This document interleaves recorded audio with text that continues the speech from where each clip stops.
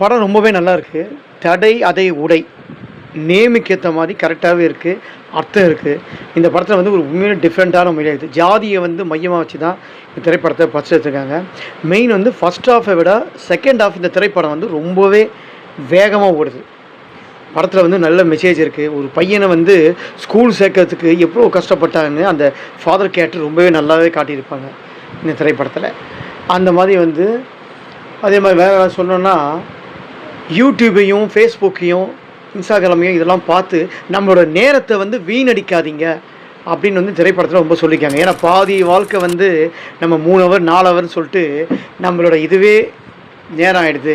அந்த மாதிரி ஒரு டைம் வேஸ்ட் பண்ணாதீங்கன்னு சொல்லிட்டு நல்ல ஒரு மெசேஜ் இந்த திரைப்படத்தில் சொல்லியிருக்காங்க. அந்த மாதிரி நல்ல மெசேஜ் சொல்லியிருக்கும்போது இந்த திரைப்படத்தில் வந்து ஜனங்க வந்து எந்த அளவுக்கு ஏற்றுக்கிறாங்கன்ட்டு நம்ம பொறுத்து தான் பார்க்கணும். இந்த திரைப்படம் என்னை பொறுத்த வரைக்கும் நான் பார்க்கும்போது இந்த திரைப்படம் வந்து உண்மையிலேயே ரொம்பவே நல்லா இருந்தது. எந்த இடத்துலையும் லேக் இல்லைன்னா சொல்ல முடியாது. ஃபஸ்ட் ஹாஃபில் கொஞ்சம் லேக் இருந்தது.